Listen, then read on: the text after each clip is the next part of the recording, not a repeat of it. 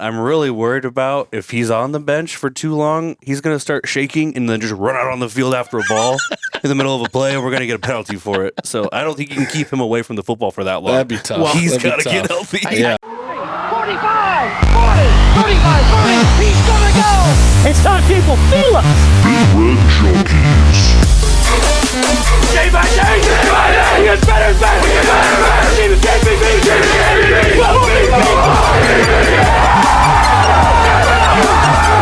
If we die, we die! Man is putting a child in that. Put him in the aisle. Bring that trophy back to Lincoln!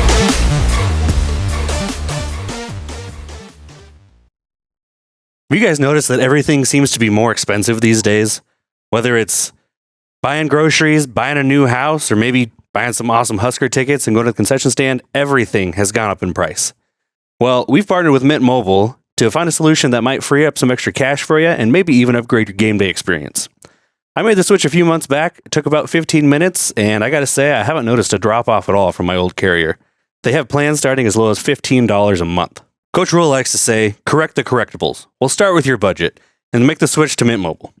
Visit trymintmobile.com/BigRedJunkies to learn more and get one better today. Welcome back, boys and girls, if you're out there. I don't know. Do we have girls that watch the show? I guess my wife does. There were some Colorado fans on here a few weeks ago. This is season 4, episode 54. Can you believe it? Did you say 54? 54 since January 1st. Oh my God. Yeah, we're rolling through, man. We do a lot. We do a lot in the off season. If you guys are just catching into us during the season, we try our very best to keep you from getting bored at least once a week, all off season as well. But we wanted to say thank you so much. We appreciate you guys and your support. Every like and comment jacks up our algorithm and makes us more seen and more shown. Every subscription, obviously, is a big, big thing. So punch those if you haven't. We really appreciate you guys stopping by. We're talking Rutgers. We're going to recap a little bit of... Talking Rutgers. We're talking the Queen's College. A little... Formerly known as. Yes. What, formerly as of like 1900? Basically, yeah. No, earlier than that. It's been around since 1776, bro. I was going to say, when did it switch to Rutgers, though? Oh, shit. Who gives a fuck? Yeah. But before we jump into that, I do want to get through the questions real quick and get some final scores on last week's game. See what you think about the Purdue game there, Jed.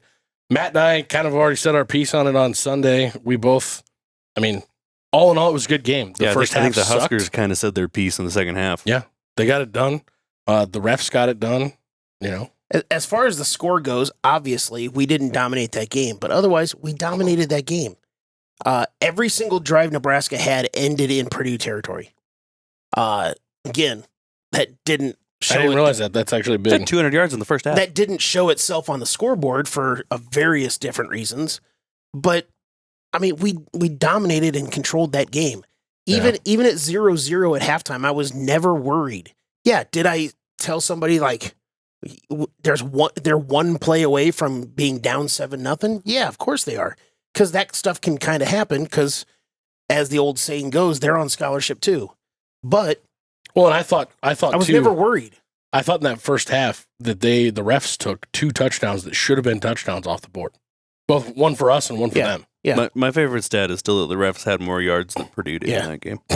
Yeah, by like 60 yards. It was a lot. It was a lot. Purdue almost matched their total yardage with their own penalty yards. Purdue, we couldn't score, and Purdue couldn't move the ball on a consistent basis. Yep. So I wasn't worried. I knew we would eventually knock the door down on the end zone. Boy, did we when it finally happened. And that fourth quarter was nice. Purdue came in the second half and scored right away, just a field goal, and we answered right back. Yeah. You know, one of the big things coming off of the Illinois game was, we talked about this on our show, how Nebraska answered a lot of punches. They didn't answer enough punches, but they answered a lot of punches.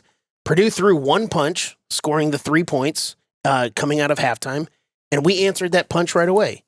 After the Illinois game, Rhule brought up something that has kind of been talked about all season, especially in the offseason, coming into the season, where after that open practice, Rhule talked about how they didn't practice very well because there was people in the stands. They get tight when people are watching. That happened like 2 weeks later when a bunch of family members were at a practice, and they basically kicked the family members out. After the only closed practice that following week. After the Illinois game, he talked about when the game gets tight, the team gets tight, and that's what ended up happening. Well, this game did get tight. As much as we're saying that Nebraska dominated Purdue, score-wise, the game was tight, and the team did not get tight. Walking off the field at halftime was the first of the Purdue game. Was the first time all season that I've seen Dylan Raiola have down energy. Mm-hmm. He looked like just, God, what the fuck is happening today? Nothing's going right. And I felt that for the entire team. But the fact that they could go in and get themselves hyped up at halftime, which is good because Purdue did the same thing. But Purdue came out and squealed at us a little bit, and we said, nah, fuck you, and punched them in the mouth. Well, and we always talk about going to places like Purdue. It's a sleepy atmosphere. Yeah. You got to bring your own energy. Especially when it's a little, it was a little rainy. Yeah. But it feels like it's that way every time we play at Purdue. Yep. I don't even remember ever watching a game at Purdue where it wasn't gloomy. Mm. It's just kind of the whole state of Indiana. Man, it's true. Yeah, I mean, yeah, it didn't. The score didn't turn out the way that we wanted it, but I'll still take a double-digit win, a 3-score win in the Big Ten any day of the week. And all I can say, I don't care who it is. All I can say about maybe a player of the game in that game, John motherfucking Bullock. That dude, well, first of all, he put an exclamation mark on the game for us. He was the highest rated on Pro Football Focus for defensive players in the Big Ten. In the Big Ten for the whole week. For the whole week. And somehow didn't wind up with all Big Ten honors for the week. Weird. Whatever. Who gives a shit? He played outstanding. Honest to God, he's played outstanding in all but really the Northern Iowa game. If you were looking for a defensive player of the year so far, I almost would have to go with him. Oh, well, there's nobody else on the defense. And Matt and I were talking about this while we were waiting for you to come down earlier today on the radio, and I don't remember which show it was that I was listening to. The host asked the guy on the phone, who would be your defensive MVP, and they were all like, it's basically one option, and it was John Bullock, of course. Yeah. And one of the hosts said, I would almost argue that as good as Dylan Raiola's been, I would probably take John Bullock as the team MVP right now so far for this year for what he's been able to do. He's been such a leader out there. It isn't even necessarily just a stats thing. He doesn't have bad stats so far through the year. They don't like eye popping. No. But it's all of the unmentionables that he does. The leading the team, the knocking down the passes, everything. He's everywhere. You're always hearing his name in games. Or getting in the way to set up a pick six by Tommy, stuff like that. Everybody is listening to him. The things that are not on the stat page. Yep. Yeah. Absolutely. Which feels really weird because in the preview for the Purdue game, we were talking about how we needed a real leader in the middle of the defense and how we didn't have that at linebacker. Mm-hmm. I was fucking wrong. I was fucking wrong. And I firmly admit I was wrong going into the season because I was questioning how he would be going into the season as the guy. Last year he went into the season as the backup, as a backup of the guys with Henrich and Reimer. Those guys got injured. He did have to step up a lot, but he was still kind of the backup guy to those guys if they ever came back. And I wasn't 100% sure or sold on him coming in this year as being the guy. Well, and he wasn't necessarily supposed to be. We thought coming through fall camp it was going to be Javin Wright. Yeah. And then what happened is what happened with him, and Bullock has picked up that mantle and carried it forward full fucking bore to a point that I don't think into the end zone. Yeah. We're in a situation right now where preseason we were not concerned at all about the defensive front. That's that is what it is, and it's been that way with the exception of basically a game and a half. It has been that exactly what we expected it to be. But we were worried about depth at linebacker, and we were really worried about how thin our back end is as far as experience goes. Yeah. You start looking around right now, you've got Javin Wright all of a sudden is back. They said they thought maybe he'd be back for the UCLA-USC game. Now he's back 5 weeks early. You've got Bly Hill that's, he traveled last week. Yep. That means he's healthy. He's getting in the mix. He's starting to ramp up his season now because he didn't get a whole preseason. But you add him back there, and then you add the way Sierra Wright's been playing with Tommy Hill potentially coming back. Maybe he doesn't play this week and he takes the bye week off, and then he comes back after for Indiana. Now all of a sudden we've got this almost glutton of players back there where they don't rotate in the back end as much as they do on the front side of things. It's going to be interesting to see what happens. Where do you think the cornerbacks and the safeties shake out? It was a really interesting conversation. Same thing. I don't remember which show I was listening to, but they're talking about this exact same thing. And they're like, you'd think the natural thing would be to move Buford back to safety. Yeah, I heard but then you're moving Hartzog, a single-digit guy, to the bench. How do you do that to get Sierra Wright in the game? Yeah. Or Bly Hill, for that matter, because he's the guy who had kind of won the job. You know who really wants that problem? John Butler. Yeah. It's a good and Matt Rhule and Tony White and pretty much anybody. Especially as we get into some of these higher octane offenses with throwing the ball later down the stretch. I just hope everybody stays healthy so we have those options. Yeah. I was going to say, you also can't assume that everybody's going to stay healthy the whole time. No. This plantar fascia thing with Tommy Hill could plague him for the rest of the season. Yes. I hope it does a lot of pray players. it doesn't, because he's in his final season of college, and that kid, trajectory-wise, is a top 2 round talent. And more than that, I'm really worried about if he's on the bench for too long, he's going to start shaking and then just run out on the field after a ball in the middle of a play, and we're going to get a penalty for it. So I don't think you can keep him away from the football for that long. That'd be tough. Well, he's got to get healthy. I think that was why in the Illinois game when he, because he suited up to start to see if he could go. And then after he got injured and stuff, they took his jersey off. Like, they're like, no. And they moved the coach grabber. They moved him over to Tommy Hill. They were like, Rhule, you're on your own. That's why he threw his headset. You can't keep that kid away from the football, so he's got to get healthy. Yeah. That's all there is to it. Last question I got for you before we get into those questions. Yep. Did you make anything of the defense and what I felt like putting all of the questions that started to creep up about Tony White and all those things? I felt like they put that to bed. I loved, we talked about this, how they need to get back to the way that they tackled last year, and that was gang tackling.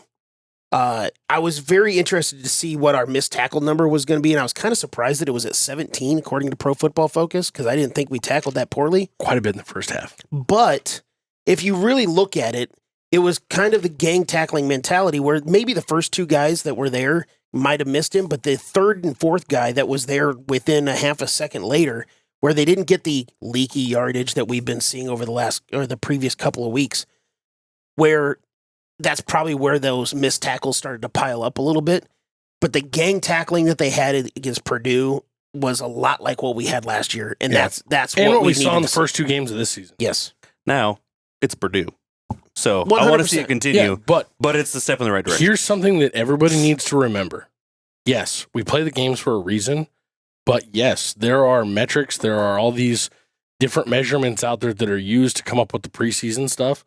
And if you remember, Purdue had the best chance, aside from Colorado, as far as FBI stuff, Yeah, whatever, those 5 games to ago. beat us in the first 7 games. So I'm just saying, they're not as bad of a team as what everybody thinks. I think they're poorly coached. I think they've got a bad coaching staff over there. It doesn't sound like the Purdue people think that highly of them and that they're going to be around that long. And they've already started dropping coaches. Yeah. Yeah. I brought it up in our previous show how much the fans want their offensive coordinator gone. Well, he is. And if you listen to any of the post-game stuff for Purdue, the griping for the head man's job has started to come out too. Yeah. It's coming. It's getting big. They've taken steps back since he's got there, not steps forward. I feel bad for him because I think he's a hell of a D coordinator. Yep. Maybe he needs to spend less time in the gym and more time working on his guys. He is yoked. Jacked. He looked more like Corey Campbell than he did a head coach. Yeah. And also, it's weird. It's just weird for me to see a T-shirt on a head coach on a game day. Yeah. I don't care. It's strange. Yeah. Regardless, what did the question shake out as? Matt and I dominated this week, so. I've never heard Jed say I dominated. Well, because you don't. I don't know what to tell you. I'm just try it out one week. Yeah, just take it for a test drive. I'll let you know when that happens. Yeah. I probably won't be here for that, but hey, whatever. Nebraska rushing yards 199.5. We had 161. You were the only one to take the over. Of course I was. Fucking idiot. Emmett Johnson carries 5.5. He had 8. Everybody took the over on that one because he needed to touch the ball and he needs to continue to touch the ball. He had 8 good carries. Yes. Missed tackles by Nebraska, 9.5. They had 17. Matt, you were the only one to take the over. Fucking idiots. Real quick to go back on the Emmett Johnson one, just real fast. Yep. He didn't just have carries. He also was extremely effective. I think 4 or 5 or 6 maybe passes caught, and he had almost as many passing yards as he did receiving yards as he did rushing yards. Yep. He touched like 97 total on the ground, I think, something like that. He should be in the game a lot. Yes. I apologize for using the phrase running dumb about Dowdell. I don't. But he's just I said I did. But he's just like Emmett Johnson just sees things differently. He's also making the extra moves at the end of a play to get an extra yard or two. So let's put a pin in that until after I get done with the questions. And I have a question about running back situation going further from here on. Cool. Question 4 was Devin Maccabee rushing yards, 79.5. He had 41. Everybody took the under except for the fans. They were undecisive. They were 50-50, so you guys lose. What will happen first? A Purdue takeaway, a Purdue field goal attempt, or neither? It was the field goal attempt because they didn't have a takeaway anyway. Matt, you took neither. Everybody else took the field goal, so they got that Everybody one else right. won it. First downs by Purdue. I always love it when I get the number almost right on. I had first downs by Purdue 12.5. It was 12. Matt and the fans took the under. Second half penalties, 3.5. They had 6 second half penalties for Nebraska. Matt and myself took the over. I just keep hearing my name. It's great. Yeah. Has Matt missed a question yet? Yeah, Yes. I missed the one that everybody else got right. And he missed this one. Ja'Cory Barney all-purpose yards. That was rushing, receiving, and return I got yards. this one way wrong. I'm so glad about it, too. 89.5 I had the number at. He had 102 Yep. total yards. He had a great game. Matt, you were the only one not to get this one right. Yep. BJ, you went 4-4. The fans went 5-3. Matt and I went 6-2. So, Wow. yeah. So I just fall 2 questions behind, 2, 3, 4 questions behind every week. Well, and That's great. I didn't really get a chance to catch up because I just tied with him. So it's like, All right, Matt's guys. just holding us all at bay after All that right, guys. 1 week where he went like 7-1 or something like that. It's all right. It's fine. What are the total tallies on the season right now? Do you have those? I haven't added. I was going to wait for the bye week to add those up. So. Right. Fair enough. Sorry. Fair enough. Speaking of the bye week, we do have some fun stuff coming up. You should expect, I believe, 4 different shows coming out that week from us. We'll have a special guest on, and yeah, it'll be fun. And as much as it's news to you guys listening, it's news to me. So we're on to the Scarlet Knights of Rutgers, Greg Schiano's crew. Did you guys catch any of his press conference this week? I caught a bit of it. It was like an hour and a half after rules on Monday. Okay. And I just saw clips of it. So first of all, I knew that Rhule had either played under him or coached under him at some point. And I did not realize that he was actually a position coach at Penn State when Rhule was playing there. Yeah, I knew it was close. I didn't know exactly where it lined up either. So on top of that, their offensive line coach was the offensive line coach at the Giants when Rhule was an assistant under him.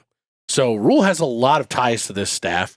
And one of the things that stood out to me most about Schiano's press conference, when Rhule gets up there and he goes through numbers of opposing teams' players and he talks about them and he specifically points out different guys, Schiano did the exact same thing, except for he had all their names to go with it. He listed off like 7 dudes on both sides of the ball. So off I the top of his head. I listened to a couple of Rutgers podcasts yesterday, and apparently that's kind of a game with one of the shows that I listened to where will Schiano do the numbers or will he do the names of the opposing teams? So he does this with every team. apparently He was this doing is- both. But apparently those guys that I listened to were surprised that he did both because usually it's just numbers. It's usually either just numbers or just names. They were surprised in this one that he did both. So Maybe he's a little focused on focused on Nebraska for this week. yeah. It's going to be a big event for them. They're an up and coming good team. I think they're maybe propped up a little bit because of their competition this year, but I mean, They're definitely running off of a high of beating Washington last week. As they should. and they should. That was a good game. They've done a great job in the close game so far. They beat Virginia Tech in a close game as well. On the road. On the road Against a Virginia Tech team that almost beat number 10 Miami.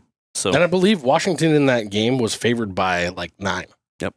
So it's granted, Washington is a shell of itself from last year, but I mean, they are, but they're still well coached. Compared to what they were last year, yes, they're still a very competitive team right now.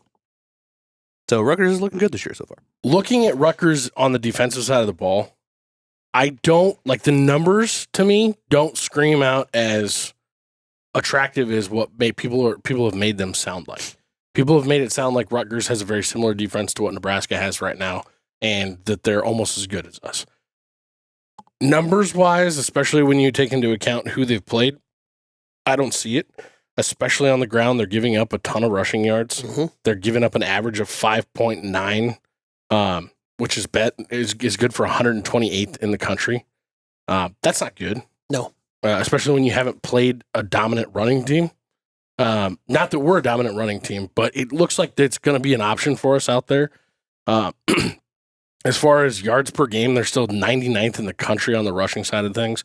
In the passing side of things, they're a little bit more effective, I think. But you also look at the teams that they played. Like I said, they've played Akron and Howard, and then Virginia Tech and Washington. To me, they jumped off the page to me in the way that Illinois did before we played them. They're not flashy, but they're efficient. That's the way Illinois was coming into the Nebraska game. Like, they only have 4 sacks on the season. They only have 14 tackles for loss on the season. Rutgers does. Clearly, that's not very good.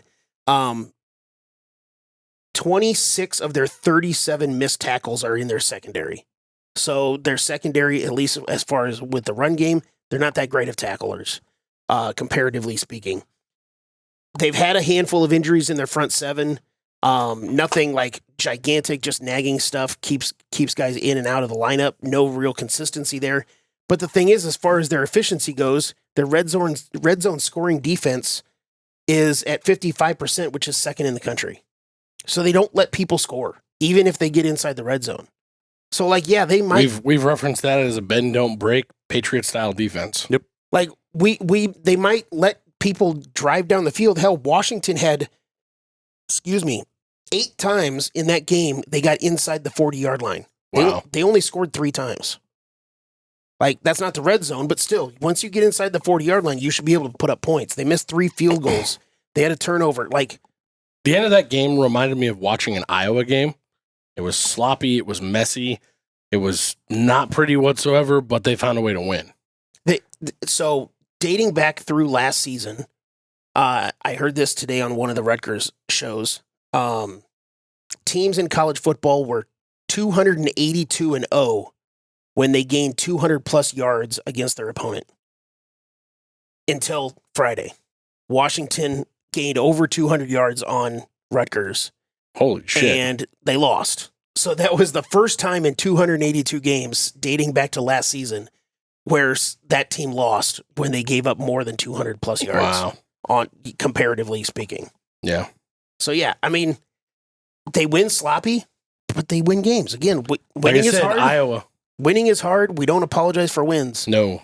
They're not as good as I thought they were going to be going into the season.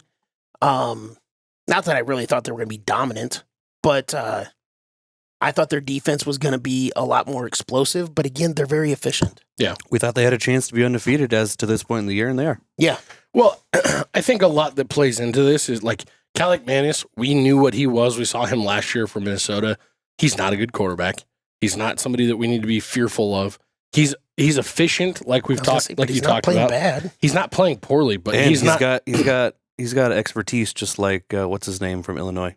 Yeah, Altmaier. I don't like your there's a difference comparison. though. Altmaier's far more athletic, first of all, which gave us fits. I don't think we're going to see nearly the type of movement that we saw out of Altmaier for Calic Manis. At least not to this point. He hasn't shown that. He's not that effective, and Altmaier is playing like Altmaier's completing throws at a Dylan Raiola plus level right now for this season. They even did that against Penn State. Like they're a very different team than what this Rutgers team is, in my opinion, on offense anyway. So Ethan Calic Manis came over from Minnesota with the offensive coordinator from Minnesota, Kurt Shiraka. And one of the things was for Rutgers coming into this year. Last year, they had the 5th fewest completions in the entire country. Holy shit. The only teams that were less than Minnesota last year or less than Rutgers last year was the 3 military schools, obviously, and Nebraska. And Iowa? No. Oh. Well, we were basically the same offense last year, so. So, but the thing is like, but they were also only completing like 49% of their passes last year, Rutgers was. Wow. So Shiraka and Calic Manis come in, and they still aren't throwing the ball a ton because they're 122nd in completions right now, but they're completing 61.5% of their passes. They are at 7-to-1 touchdown to interception ratio. Last year, they were 10-8 for the entire season. Wow. So, like, they're more efficient. And they've only allowed 4 sacks on the year. Is that right? Yeah. Holy shit. They've only gotten 4 sacks. They've only allowed 4 sacks. Also, by the way, speaking of the exact same number, they've allowed 14 tackles for losses, and they've gotten 14 tackles for losses. That's really They've only got fucking 14 weird. on the season? Yeah. That seems crazy when you've played Akron and Howard. Yeah. But the other thing is they don't push the ball down the field. They only have 10 passes beyond 20 yards. So, and they've only completed 2 of them. So it's not like they're going to be very successful or even attempt those long passes down the field in a Do you think general that bodes sense. well for us if we can compact our defense a little more? No. Compacting our defense is better for us. I was going to say, it's gonna help our rush defense for sure. Yeah. Well, we need to be in there because their running back and even their backup, Samuel Brown, is really good too. But their main guy, Kyle Manungai, is Almost 600 yards through 4 games is pretty good. yeah, and he's a little guy too. Well, he's little is top to bottom, not side to side, because he's 210, but he's 5'9". And like, Oh my God. and like 360 of his yards came against Akron and Howard. Not that I'm trying to diminish what he's done, Yeah. because everybody is talking about this guy as being one of the best backs in the Big Ten, potentially one of the best backs in the country. But That's he also still 230 yards between Virginia Tech and he also Washington. kind of reminds me of a Frank Gore style almost, just in that he's a compiler, because his average is not fantastic. He's got 97 carries on the season already. That's a lot The of guy's a hammer. He runs it 25 to 30 times a game. It reminds me a lot of what we were doing at Rex Burkhead kind of late in the season, that last season he was here, where it's like you're seeing him get to that 25, 30 carry mark and he's just exhausted. You're not going to be able to hammer him at our defensive front that much, especially early in this game. If we get up on them by a score or two, it's going to really change the way that they're going to have to play. And I think that's going to lead us to potentially looking to make some turnover moves against Calic Manis. I have a question coming up later with Manungai, so I'm not going to completely give it away, but I think that's the biggest factor, basically holding him to 100 yards or less. Do you think it's more important for, or do you think it's more of, I guess, I don't know the best way to say this. What do you think is more important? Our offense scoring early and often so that we force them to start having to be a little bit more, trying to be a little bit more dynamic? Or do you think it's more imperative that we're getting big stops and laying big hits on him early in the game to try and get his energy level down? I actually, with the way that you phrase that, I don't even care who we're playing against. It's always better, not other than the obvious reasons of scoring more points. I'm just talking about having to change the way that they're going to try and play. But I say it because if we score often and early, then that allows our defense to pin their ears back. Yeah. And it automatically changes. Take some more risks. Forget all of that. It also allows our defense to breathe. Yeah. If our Yeah. offense is on the field more, that's nothing but a good thing. Well, Yeah. see, but that's not what I'm talking about. I'm talking about throwing 14 up in the first 10 minutes. That's not the offense being on the field a lot. That's the offense being fast to score. That's the offense being on the field enough to score 14 in the first 10 minutes. Yeah, but that took us, we scored 14 points in like 70 game seconds against Purdue. Yeah. You can't, I'm just saying, like, you can't count an interception. no. going We towards scored 3 touchdowns in the fourth quarter inside like 3 minutes of game time when you factor in the interception. I'm not trying to take away from what you're saying, but when our offense is humming, it's not on the field for a super long time. No. We only have like 3 or 4 long drives on the season. Other than that, we're a chunk play city. At least that's what I'm. Yeah. I don't know what you guys think about that, but You're not wrong. You're not wrong.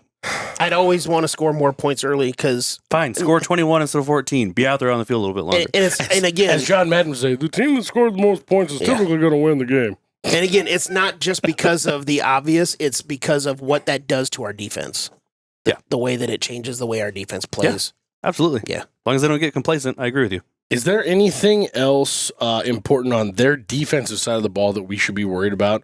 Do they have any studs on the line or any studs in the back end that are going to give our big guys fits? I will say, as far as I know you just asked about the defense, but I'm gonna go back to the offense. Their offensive line, it's cool that Monungai is doing a really good job, but their offensive line is doing great run blocking. If you go off the Pro Football Focus grades just for run blocking, all 5 of their offensive linemen are in the top 15 in the Big Ten. And hey, really fast on that, for all of you fans out there, or even if you're not fans, if you're haters, the people that are smashing on Pro Football Focus constantly, they don't know shit, look at the game, blah, blah, blah. That's cool and all, but go find us something else to use. I don't know of another metric service out there that's going to put grades on guys like this, and if you can do it better, send us your stats. We'll use them. And one of my things as far as any sort of site that you might say, well, they don't do this right. Nothing's perfect. Well, but the thing is, if they don't do it right for that team, the thing is they're doing it the same way for all of the other teams. So at least it ends up being equal one way or another. So whatever. How they came up with Card being one of the top 10 quarterbacks PFF they're not rating perfect for last week against us. You throw a pick 6, I think that automatically knocks you down. I don't know how that works though. But again, all 5 of their offensive linemen are in the top 15 in the Big Ten, which the Big Ten is known for good offensive linemen, especially good run blocking offensive linemen. To have a third of those top 15 guys is pretty fucking good. Yeah. It helps having a running back that they do to kind of maybe mask some things, but especially when he's a bruiser. Yeah. Because he not only is he quick with good vision, and Rhule talked about how he has some of the best. Actually, Rhule and Tony White both mentioned his vision and the way that he sees things. That's what makes him so dangerous. It's not his size, although he is a bruiser. He's a big boy. But as far as pass blocking grades, it's almost like this is the opposite of Nebraska, because obviously Nebraska's offensive line pass blocking is really, really good. Run blocking, but pass blocking grades for Rutgers, they have 0 guys in the top 50 in the Big Ten. So maybe that means we bring some heat this week. Exactly. But especially if they don't really throw the ball that much. So if they're not going to torch you that much downfield, bring a few guys. Yeah. Bring 6, 7 dudes. Why not? Well, it just really depends. Because the other thing you don't want to do is play outside of what your normal is. Because that's the thing. When you look at what we've done this year, we saw a little bit more blitz. We saw a little bit heavier front end packages against Purdue, and they were effective. It looked a lot more like what we did last year, just like what we talked about that they were expecting to do this week, or last week, I mean. But that doesn't mean that's what we've been doing all season long. And if you start getting out of your element, trying to change things just because, we don't think they can beat us on the back end, going, playing man or whatever it might be, then all of a sudden you're going to open yourself up to Kalik-Manis getting hot. And then you don't want to it's like playing in a basketball game. You don't want to let a guy who's not a great shooter get streaky and get hot. Mm-hmm. And then beat you for no reason. Like Kalik-Manis goes for more than 200 yards in this game. We did something wrong. I get all of that. I'm not saying completely abandon your current scheme and go with something different. I'm saying if the numbers are in your favor and you already look better when you're bringing more guys anyway, and you looked better last year when you were doing this anyway, maybe go back to doing this more anyway. It's going to help your run defense too if you got more guys up front. We were talking after the Illinois game that we needed to bring more pressure. I want to see more pressure this week. Yes. Yep. I liked what we did last week, especially in the second half. Anything else on the defensive side of the ball? Not really. The only other thing that I heard them reference, like Shiano referenced it in his press conference, and then the one Rutgers podcast that I did go on and listen to, they both, Shiano and the podcast, talked about the 2 giants on the outside. They referenced the size of Banks and Nayor, and how they're Banks is kind of a safety blanket for him, and Nayor's kind of that big hitter. Mm-hmm. It sounded like they weren't confident the defense had anybody back there that was going to be able to play with those guys. So that gets me a little bit excited. They also don't have much for turnovers to speak of. 5 total on the year, 3 interceptions, 2 fumbles. But like I said, they're inefficient. They're not flashy. But that's just like Greg Schiano's defenses when He had Rutgers in the top 10, top 15 back in the day. They weren't flashy in it by any means, but they did all the fundamentals the right way. Yeah. Let's jump into the questions. Well, before we go into that, okay. I do want to bring up that running back question that I have with brakes, bro. I'm sorry. I'm God. excited. I'm excited to fuck up again. Fucking Saturday yet. So Rhule brought up the whole thing of the Emmett Johnson, playing him more, when they play him and stuff like that. And he brought up the fact that they wanted to use Emmett, they used Dante Dowdell as kind of the hammer, break the will of the defense, break maybe an arm of the defense, and things like that. Well, if you're a Pussy Sanders kid. True. He's definitely a fucking battering ram. Anyway. And then they bring in Emmett Johnson as kind of, to be able to run around all the guys because they're beat up and tired from Dante Dowdell. Now, you could look at it one of two ways. Yeah, that's cool, but you could also go the reverse. If you bring in your speed guy that's going to run around everybody and tire everybody out from chasing you, then you bring in the hammer. Which one do you... And that's the way they want the fourth quarter to play, too. Yeah, but I'm just talking about even from the beginning of the game, you could bring in the fast guy and then bring in the hammer later. I think both work. Which one do you guys prefer? Maybe for this Nebraska team or in a general sense of your own philosophy on football? I'm going to let Matt go. Well, my general philosophy is take what the defense is giving you. So if they're stopping your hammer, use your shifter. If they're getting after your shifter... How would you go into a game, though? Before you know if they're stopping somebody? Again, it kind of depends on what I've seen in film. Okay. We've got 4 games that we can watch on these guys. I obviously don't know. But I go with whichever one I think is going to be more effective initially, and then I make adjustments. I personally prefer to run people over instead of around them, but that's because I'm 6'2", 300 pounds. So that's my preference, but you gotta be able to adjust immediately. Yeah. For me, it's more about what is your identity on offense. The identity of this offense is not ground and pound slow shit. I'm sorry, that's what a lot of people want, I think. I think deep down, Matt Rhule wants to be a super balanced, take a lot of time off the clock offense. He wants to run like a Patriot-style offense. Like he references Bill Belichick constantly. I don't think, Dylan Raiola is too dynamic. I think that our offense has too many super high-end, dynamic skill-level players on it.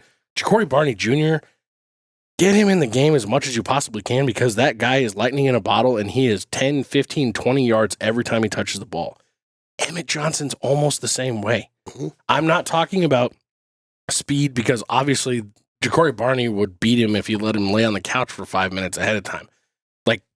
Emmett Johnson's not very fast for as quick as he looks, but he's super, super, super deceptive when it comes to hitting holes.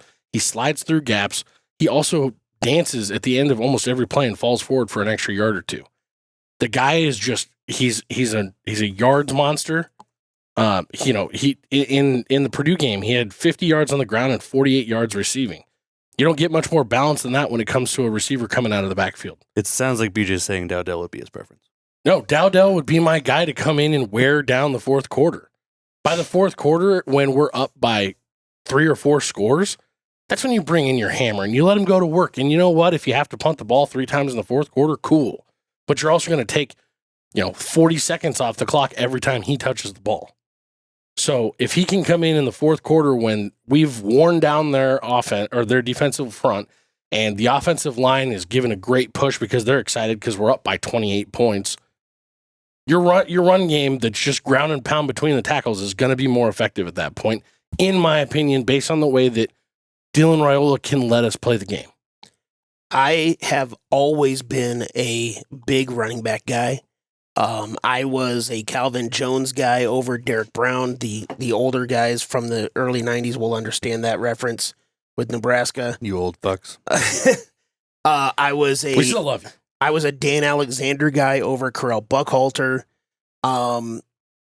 Obviously, one of my favorite running backs that were on my NFL teams, 2 of them, Eddie George was a big back. Derek Henry, obviously, is a giant running back. Who had a fucking throwback game last week. Yeah, he did. So I'm typically always bring in the hammer and just beat up on people. But like what you said, BJ, this offense isn't built to be a hammer running back offense as far as on a consistent basis. I would much rather have a guy like Emmett Johnson, hell, even a Ramir Johnson, because he can catch the ball out of the backfield so well. I would much rather have those guys to start and then Dowdell to end. But also, I'm going to say that and say I trust Rhule with what he's doing. This conversation isn't meant to say that we disagree with what Matt Rhule's philosophy is. You're telling me Matt Rhule isn't going to listen to this and change his game plan? Come on, man. I was just curious How on what your exciting guys' is that, though? Response. How what's your exciting thought is it that process? we're having that conversation, though? It's Man, It's great. we Two gotta, options. we have to use the more dynamic running back because the rest of our offense is way too dynamic. You're holding them back. Yeah. If you'd have told us a year ago that we were having this conversation right now, we'd all been telling you to go fuck yourself because there's no way that's happening. I mean, we still have a lot to work on with our running game in a general sense, let alone who's going to be back there. But it's also a good problem to have. It's a good little conversation. It's good to have options. Is basically. And I'm going to throw this out there right now. If I have a coach of the year that I'm giving to right now, whether it be coordinator or assistant coach, it's Satterfield. It's Satterfield because of the way Just for Nebraska or just for Nebraska. Okay. Yeah, I'm talking about our guys. Just because of the fact that he still isn't probably running the offense that he envisioned, but he's making the adjustments to the types of players that he has. We're seeing a ton more sweet motion, pre-snap motion type stuff than what we saw the first couple weeks, all because Ja'Cory Barney's forcing his hand to get him on the field and put him in packages that are just doing things. It's cool. So just kind of an on-air brainstorming. Do you want me to answer that now as far as who my do it. Or do you want to wait for the off week next week to do it. Okay. I'm just asking. We're gonna do it again in a week. But yeah, who would your guy be? Just gut right now. Honestly, I would. So the first two games of the season, I actually thought about doing this question for the off week, and I was like, well, E.G. Barthel's doing really well because the first couple weeks they were running the ball well. I still think he's doing well. I wouldn't put him up there right now, but I would put one of my favorite guys in that. There's a reason why he was in my top 10 as far as our 50 list. Rob Dvorak, the linebacker coach. Oh yeah, because we talked about John Bullock earlier, and needing to replace Javin Wright, bring up Mekhi Bayer, the way Stephen Thompson is able to fill in every once in a while now, bringing back Javin Wright. My guy's Rob Dvorak. he's doing well. You got anybody? You have one? The coach's coach, Matt Rhule. Get out of here. No, you got to go under Matt Rhule. No, you don't. Yeah, you do. You don't got to ignore the quarterback for MVP just because he's the best player on the team and he's the leader of the team. That's also been kind of the thing on any show that you watch right now, any radio show, anything. It's okay. Besides Dylan Raiola, you don't just ignore Dylan Raiola because he's the team's leader. Yeah. Okay. You don't just not give it to Jason Tatum in the finals because he's the team's leader. You don't want to then just go the quarterback's coach, Glenn Thomas? No, I don't, because it's not Glenn Thomas who's doing it. I'll start calling you Connor Happer over here. Not saying Glenn Thomas isn't doing great wonders for him, but he's a fucking talented guy. I don't know what else you want. Glenn Thomas is obviously doing something because when you see Harburg come in the game, Harburg looks like a totally different quarterback. He has 0 incompletions on the season. That's insane. Helps when you only have to throw 2 passes. I mean, No, he's got a one of them was to our quarterback. 10 or 12. Yeah. 10 or 12. I hated that play, by the way. It was just. But it's now sloppy. I'm going to say it for, I think, the third time. There you go. For the third time, I'm going to say, let's jump into the questions. Yeah. All right. God, fucking 8 for 8. Question number 1. Will Nebraska score a touchdown in the first quarter? Rutgers has only allowed 3 points in the first quarter all season, so they've had 0 touchdowns. Nebraska has scored 38 points in the first quarter on the season so far. So I'll say, will the offense score a touchdown in the first quarter? Not just will Nebraska score a touchdown. I'm saying yes. I'll throw that out there right now. Okay. I think it was something to get the first road game out of the way for this team this season. To get away from home, see what things felt like to be on the road, do those things. And it's going to be a different thing for them to now come back to Memorial Stadium. It's going to be a day game. It's still going to be kind of warm and kind of hot almost. I think they're going to be so pumped up and jacked up. The fans feel good after what happened in the second half of last week. They're going to roll right on through. I would almost go as far as saying we score at least 10 or 14 points in the first quarter. Okay. I'm definitely not saying 10 or 14. But I'm Good, 'cause you also. didn't ask that. I'm just going to mute you. I'm also going to say yes. Just because I think we're going to get back to having that first scripted drive real down pat. Man, it's going to go. Didn't for the last 2 weeks, and I think they get back on right track this down. week. Yeah. So Okay. I'm taking yes. I think coming back home, I'll take the yes as well. Listen, look at me pulling Jed over to the dark side over here. Not really. I got to drag you guys down with me if I was I'm gonna going to say go. I don't That's want to. not how I don't you- want to pick what you That's picked. not how you get ahead, you idiot. Yes. Question number 2: Who will have the most touches between these 4 guys? Just these 4 guys. I'm not saying an other or anything else like that. Most touches. So I'm not doing returns because Barney's in here. It's just catches and rushes. Ramir Johnson, Emmett Johnson, Dante Dowdell, Ja'Cory Barney. Last week, just for reference, Dowdell had 9, Emmett had 8, Ramir had 6, but Barney had 6. So they were all pretty close. Who will have the most touches?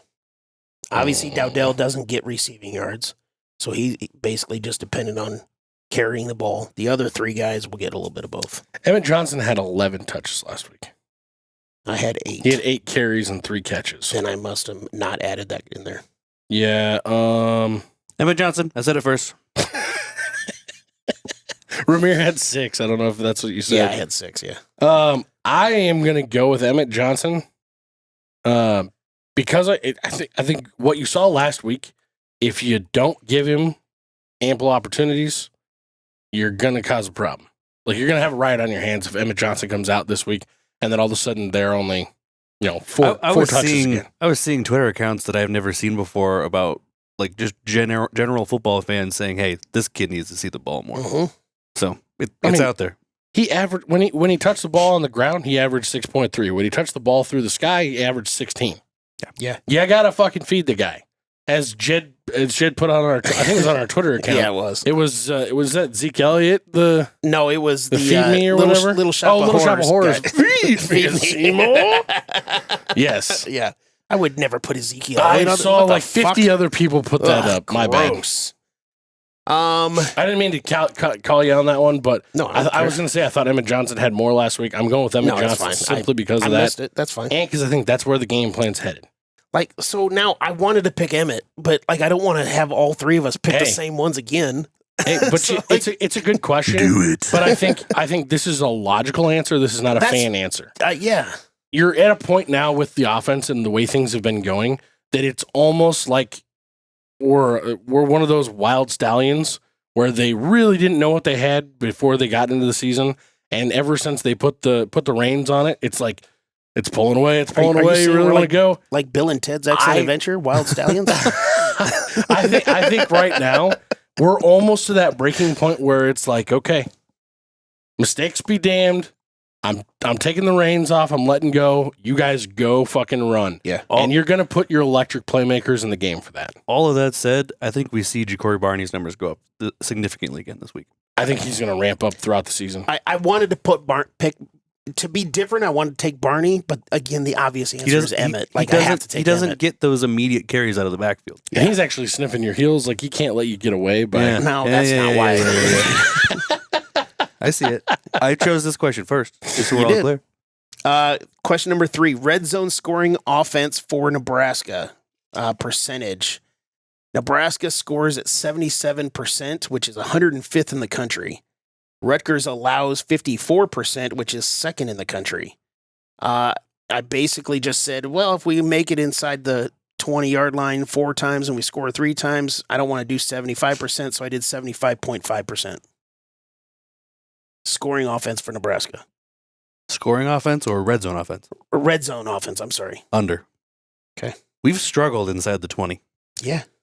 Which- Again, we're at 77% on the season, and they're at 54% on their defense. And see, that seems so strange to me because that's one place where we talked about this coming into the season that we thought was actually going to be a major factor for us was in our height.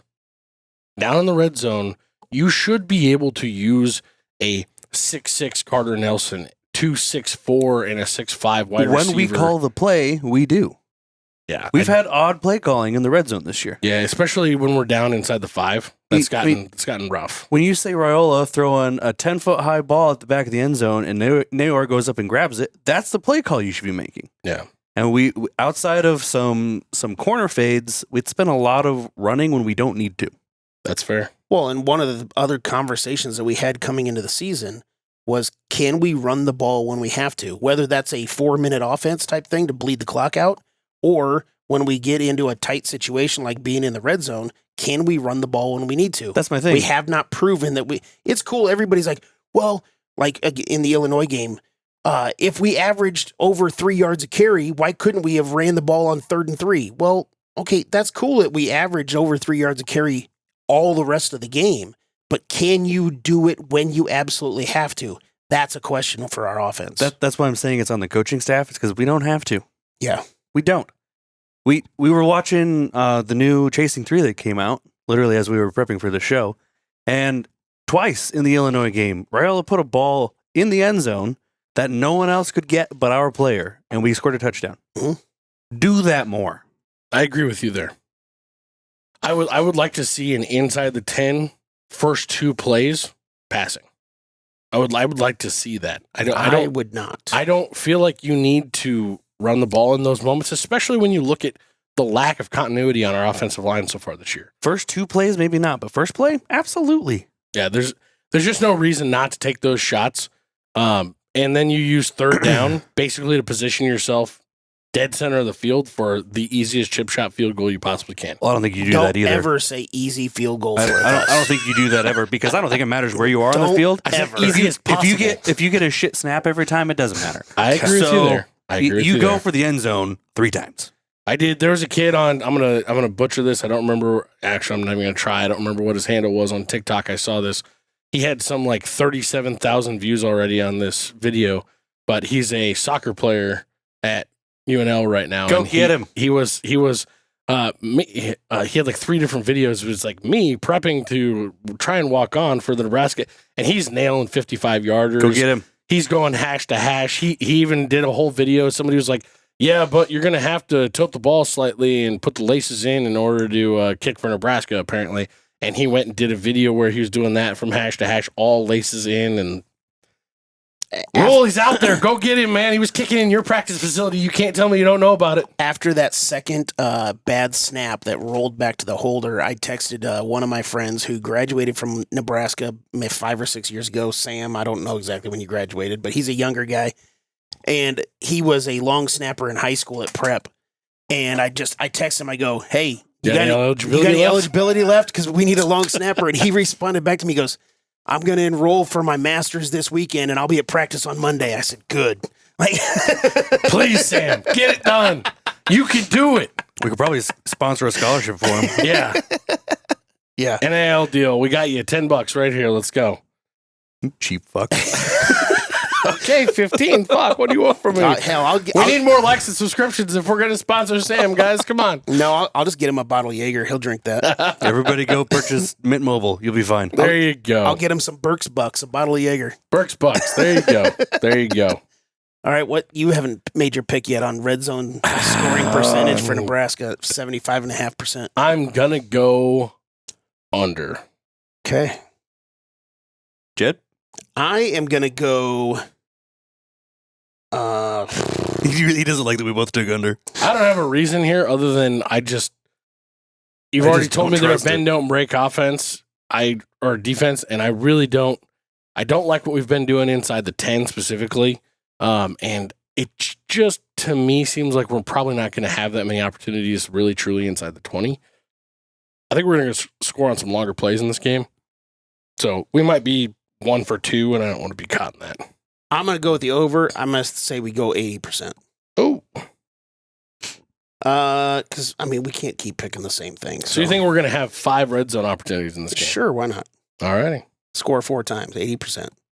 Question number 4. What will be more, field goal attempts by Nebraska, not made, attempts, or touchdown passes by Raiola? Nebraska has attempted 9 field goals this year. Raiola has 9 touchdown passes.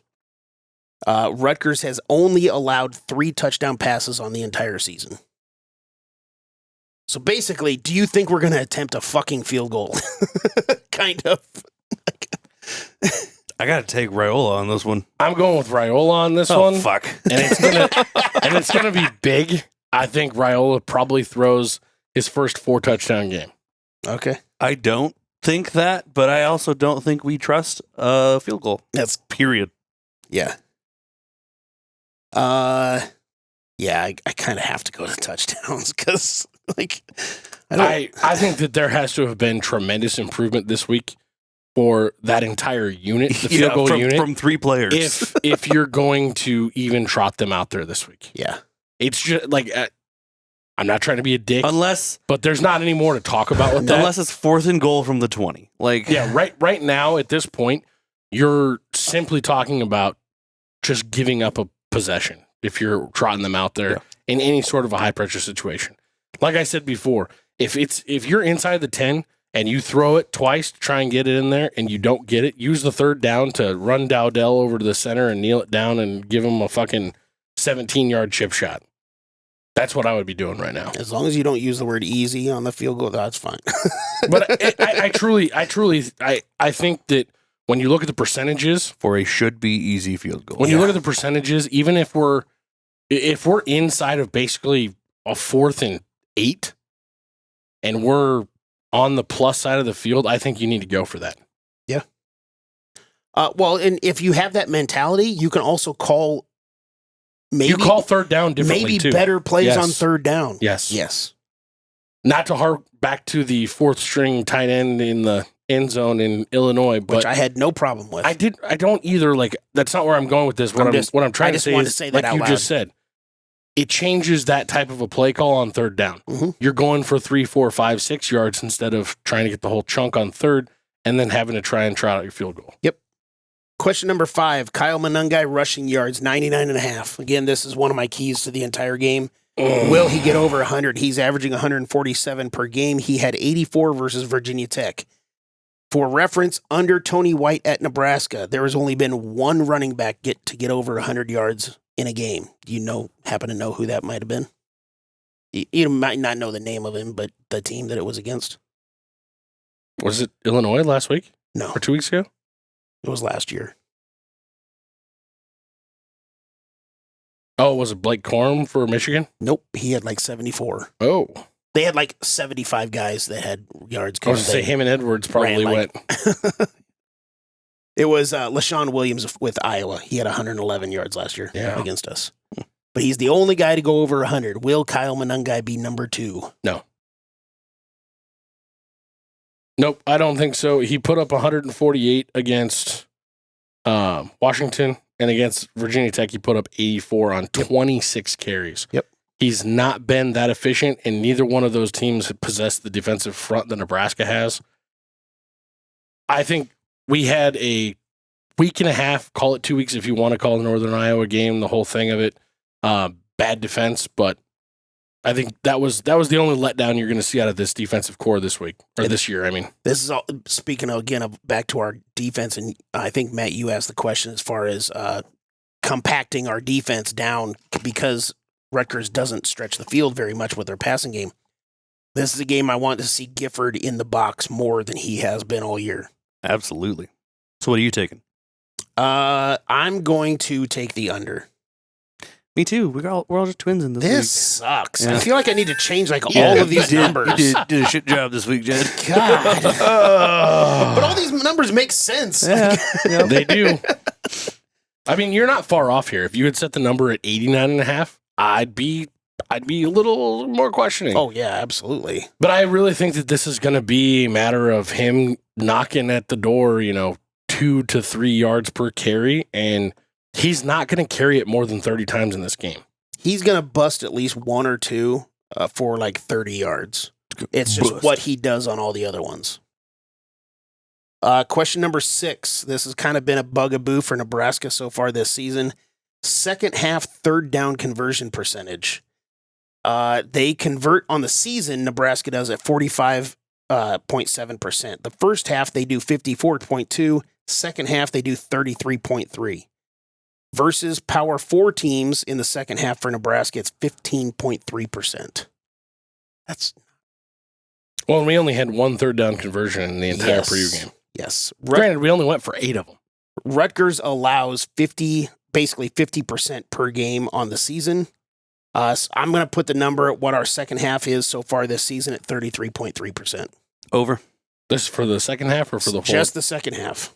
I'm taking the over because I think there's been a huge emphasis from Matt Rhule on being more of a second half team. And so I'm taking the over. Yeah. Even if it's getting 1 of 2. And the one and that's what happened in I think it was the Illinois game. It was 1 of 2. And so it was 50%. So, whatever. Yeah. But I'm going to go ahead and play those same odds just simply because of the fact that, like I said, I think we're going to score on some bigger plays this week. I don't know that we're going to see as many third downs because we're not going to be taking stuff as slow. I think you're really going to see the offense take another step forward as far as taking the reins off.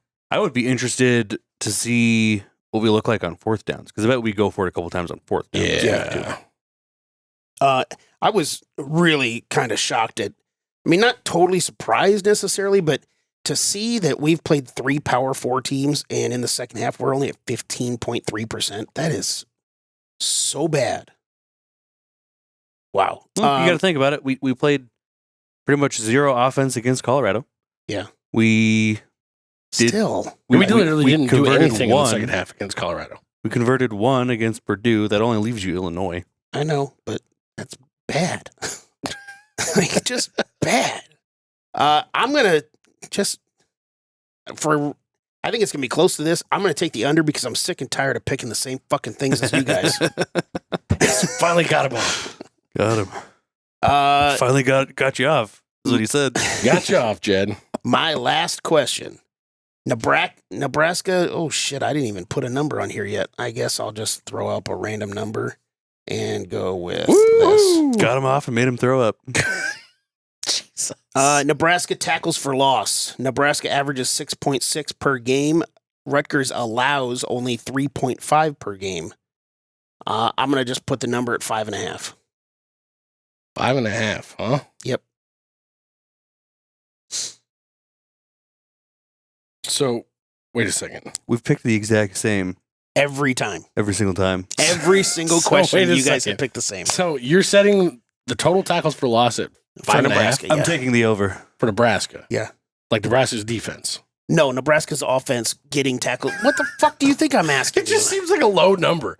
I'm going over. Well, Rutgers No, only I went allows over. 3.5. I went over. That's fine. I don't care what they allow. I think we're going to make them do a lot of things they don't want to do in this game.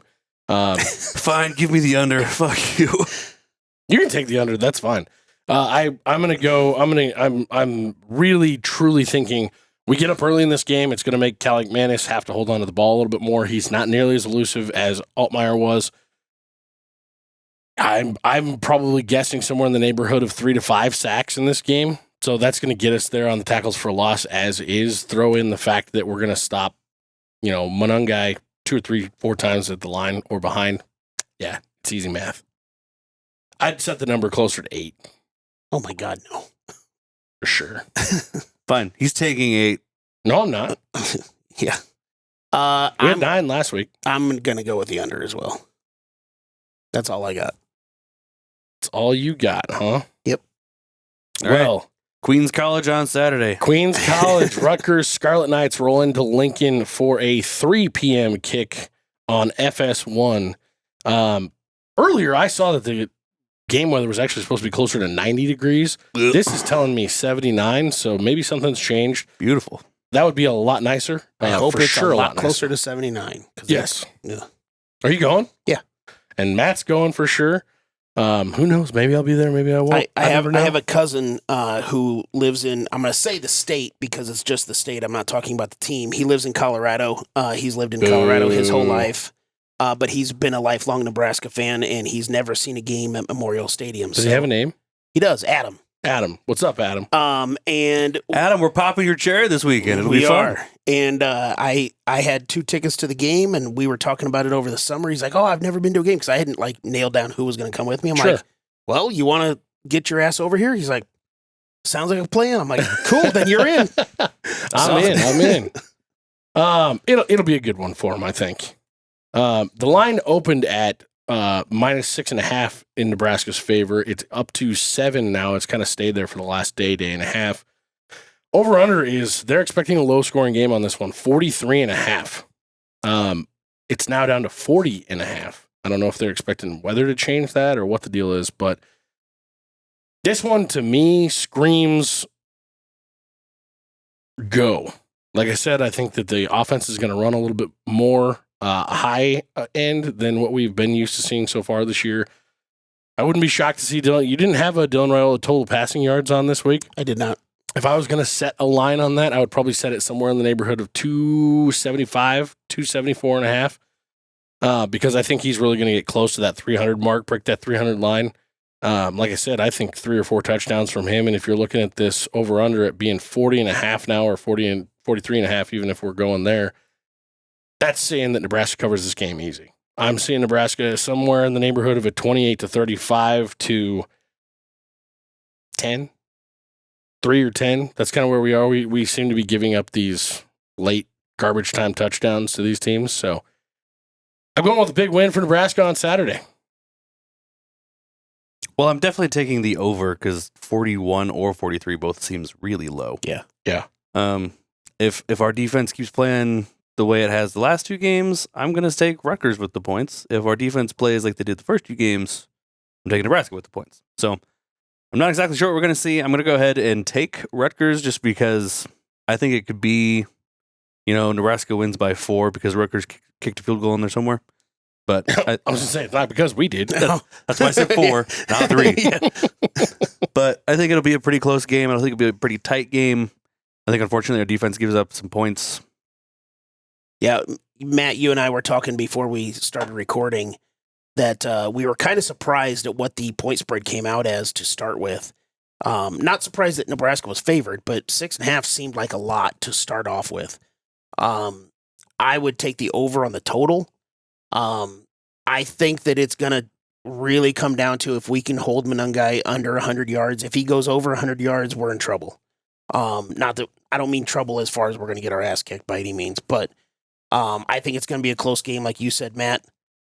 I think Nebraska's going to pull this one out. I think it's another part of the growth process. We talked about it with the Illinois game where Rhule said when the game gets tight, they get tight, and they weren't able to answer enough punches. Then they go to Purdue, and the game was tight, and they were able to answer that and not be tight the entire game. I think this is another step in the growing process of a close game throughout the entire game, kind of like the Illinois game, and we actually pull this one out to continue that stepping stone as far as our growth in this process. It's interesting when you go back and you look at the preseason spreads where everything was. This actually is pretty decently in line with where we were. They had us preseason at a minus 5.5 on this one. So they think we're a little bit better, or they think they're a little bit worse. One way or the other, it's going to be a good game. Like I said, I don't think Rutgers is as good as as I thought they were going to be going into the season, but they're also not bad. So no, it's gonna be a good game. I think going to be good stuff. Go Big Red. We'll see you on Saturday. And this may be the most unbelievable night in Cornhusker football history.